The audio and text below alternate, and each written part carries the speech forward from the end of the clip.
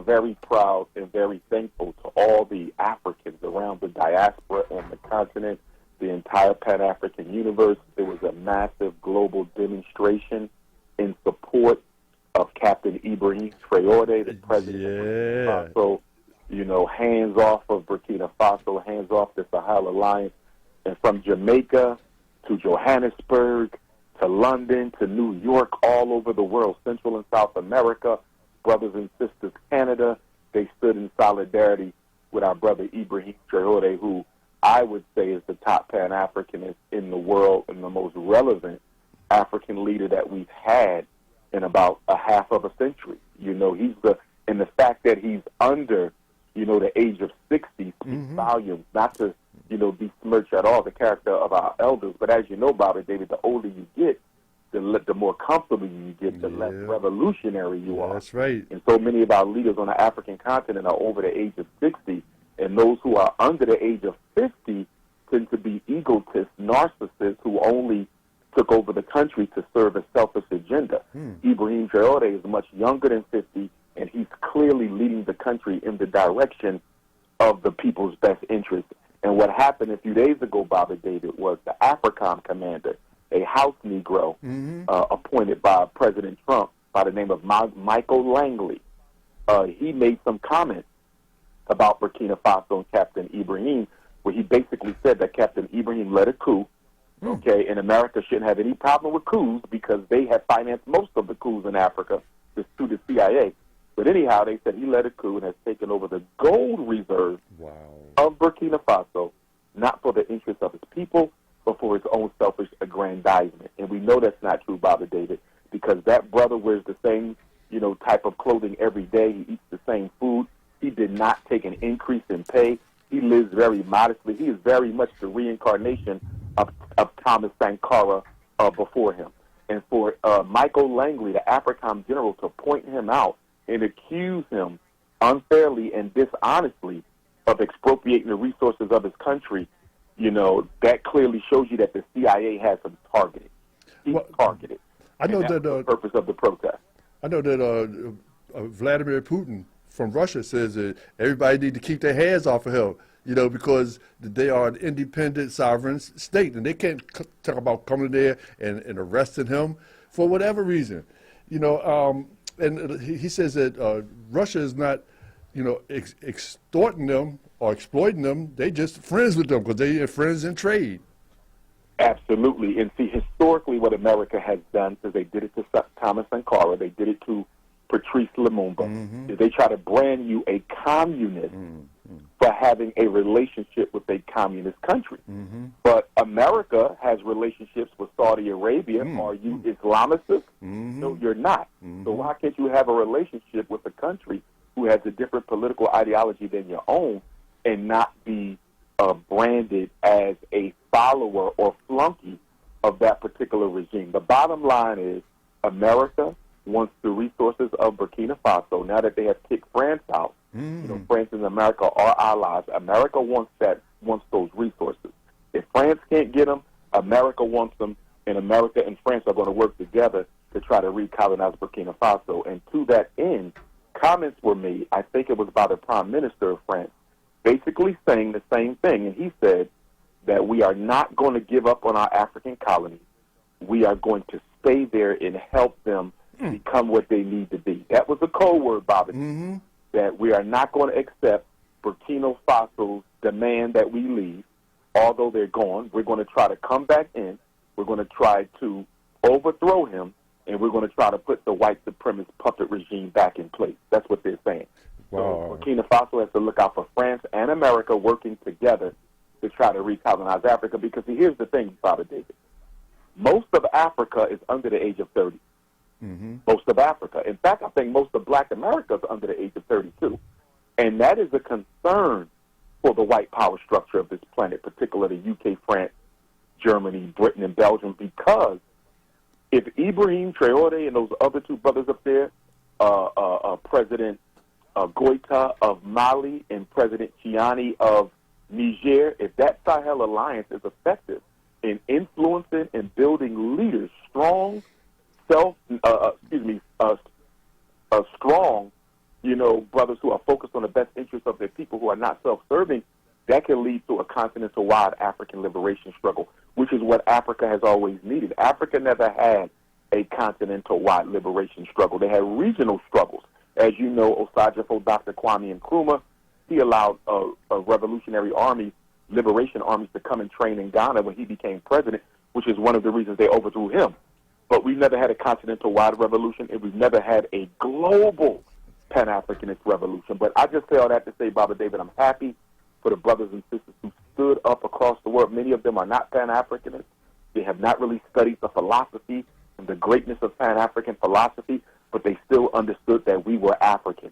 And at a time that we have organizations in this country who are trying to influence our young people not to identify as African, who are trying to tell them that they are pretendians or they are Asiatic or they are indigenous to America and all these other lies, it just felt really, really good to see them stand up and recognize that they were African, and it just lets us know that the red, black, and green flag is still in full effect. Burkina Faso is one of the poorest nations. Well, the leader said, well, if we so poor, why y'all don't want to get out? Why y'all want to just leave us alone? Well, and why are we so poor?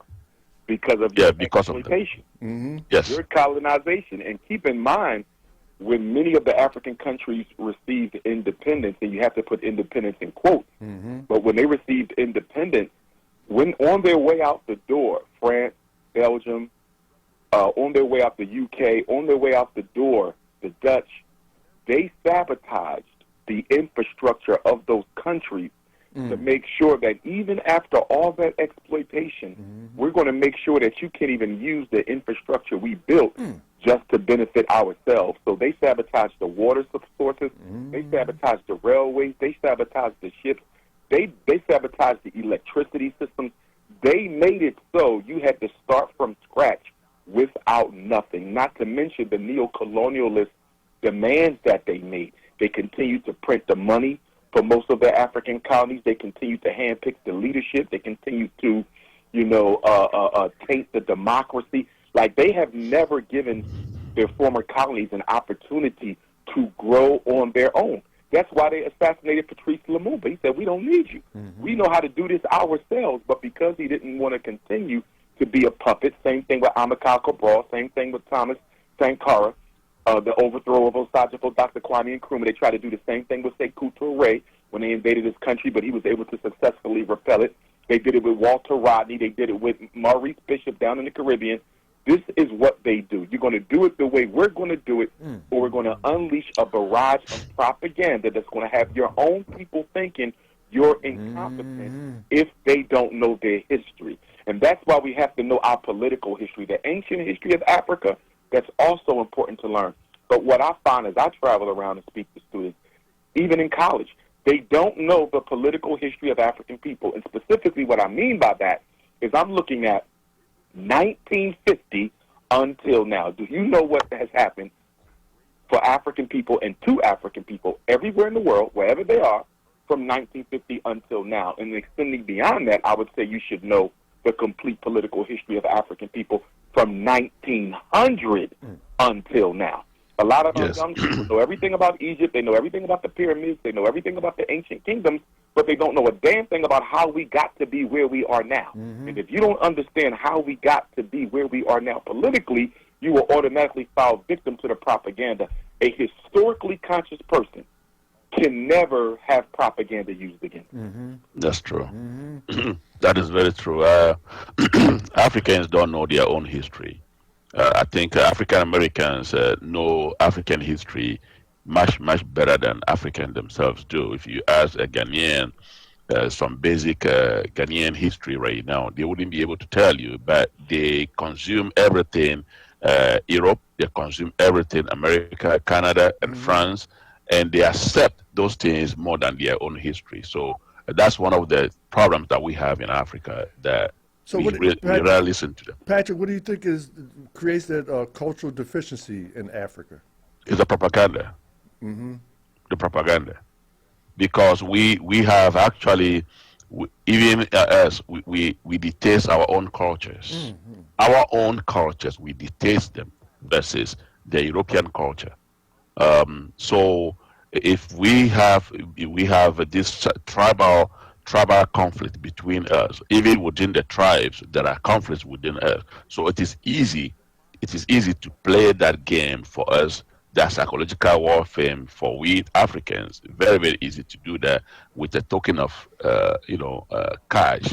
And then an African person is against the fellow African person. Wow. And we love everything European. When you go to Ghana right now, they're doing a lot of stuff that you'd be like, how are these people doing this? What we were not used to doing stuff like that. But they And do in certain this things. age of information, it would seem like more people are reading now and reading more about the history that is trying to be minimized, but they could read on their own. Everything, all information is available today. Yeah. Well, here's Yeah. the other thing, too. It's not just about the information. It's about the indoctrination. And what we mean by that is the repeated exposure and the repeated enforcing of the information so that it becomes a part of one's unconscious, and therefore it unconsciously affects the way you think, feel, and behave. In other words, we have to push the information into the working unconscious. So, in other words, if I just give you a book and you read it, now a lot of people will be affected by reading a book one time. But if you're trying to indoctrinate the people, you want to condition the people, that requires a socialization system. And so you got to have a socialization system. That a school system can be a socialization system, but it tends not to be in our communities because our children are not taught who they are, and they're not taught who they are by people who are African themselves. So if you take the school district of Philadelphia, you have the 1-credit African-American history course that they do here. I think they get it in the 10th grade. But it's only 1 credit. So the other 11 years in civics and history class, you're taught the lives of America, the greatness of America, the greatness of the people who enslaved your ancestors. And then we're going to give you 1 class in the 10th grade after you've already been indoctrinated. And that class is likely to be taught by somebody who doesn't even look like you or care about you. So what good is it going to do? So the information is only as good as the person teaching it, and the person teaching it, no matter how good of a teacher they are, will only be as effective as the system that supports them. You got to have a system where the kids are taught who they are every day. Look at China. In the Chinese schools, those children are taught who they are every day. It is a part of every lesson. It is a part of every test. They are taught to be proud to be Chinese. And so what you see now with Donald Trump and the executive order he signed to make it illegal to teach the true history of America, he's trying to do the same thing. He wants to reinforce the minds of white kids to believe that they are superior, that they basically save black people. He doesn't want the truth of America to be told, because if you teach the truth of America to America's children, it'll be hard to be proud of something like that. So what he's going to do is he's going to distort the truth by keeping it out of the books. But again, as we had this conversation last time, black people can teach their own children their own history. We don't need white people to do it. But what is the one thing that slavery and colonization did to us as a people? It made us completely indifferent to controlling the dynamics and direction of our community. We do not care about controlling the dynamics or the direction of our community. In other words, black people are not interested in power. We're the only people in this country who are not interested in power. We don't want to dominate anything. We don't want to control anything. We don't want to create our own systems. We just want to subsist off the benevolence and goodwill of whites and non-blacks.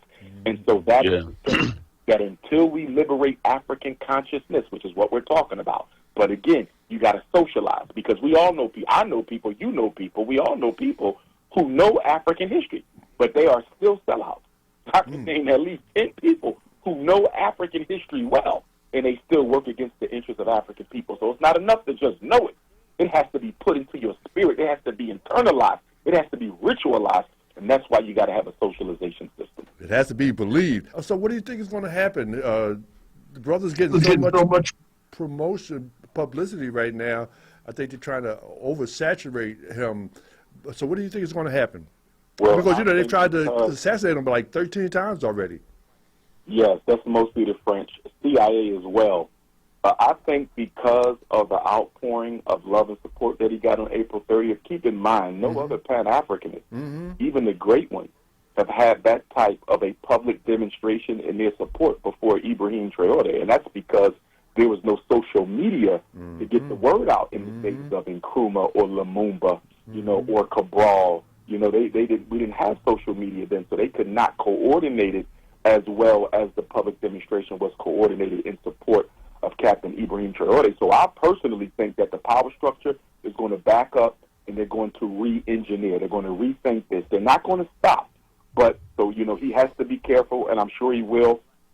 And we have to stay adamant that we're not going to tolerate it. But what they cannot afford is for him to be overthrown, God forbid, and then that sets off a reaction in Africa and a reaction amongst African people in the diaspora that destabilizes America, Belgium, France, and the UK's other foreign agendas and interests that they have around the world. In other words, the one thing that's given them the most fear, that if we do this and it is exposed that we did this, then this could affect other colonization efforts that we have in process in South America, Central America, the Caribbean, every country's in Africa. So this could start a domino effect that could undermine their influence in Africa and amongst black people around the world. So they have to think this one through, because there's more African people in the world, way more African people in the world than Caucasians. Now, although they may have the firepower, we have the numbers. And I'm sure they don't want a direct conflict on that level with blacks, because remember, the goal is to get the resources of Africa. So you ain't dropping no atomic bombs because you'll destroy the resources that you need. So the benefit of African soil is, you know, that the colonizer doesn't want to go into a true nuclear war situation, because that would basically, you know, nullify his whole purpose for being over there anyway, which is the resources. So I think that that demonstration 4 days ago really, really, really is going to make Donald Trump and the other allied forces think twice about what they do and how they come at Burkina Faso, which means they're going to have to use somebody within the inner circle. And we all know those stories. Malcolm X birthday coming up, Dr. King. We know every great leader we had, Marcus Garvey. They was all set up side. And so he's going to have to be really, really, really, really careful about the Judas factor. That's right. That's right.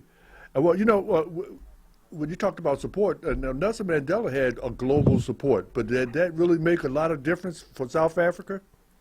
Well, in a way it did, because remember, South Africa began to struggle because of the sanctions that was put on her by countries around the world. So that definitely played a role in Nelson Mandela's release. Now, I think that the apartheid regime was going to release him anyway, because they needed somebody who could stop the South African youth from rebelling in the streets. Because if Nelson Mandela doesn't get out of prison, and this is a big reason why a lot of our South African brothers and sisters don't really see him as a complete hero, because he really stopped the military, the black boots on the ground military, the Umkhonto Sizwe, the spear of the nation. He really stopped the military, the People's Army, from taking back South Africa. If Mandela doesn't get released, when he got released, I believe black people would have took South Africa back. And that's why a lot of South Africans don't see Mandela as a hero. They see him as a distraction from the liberation agenda that was already in play. Wow.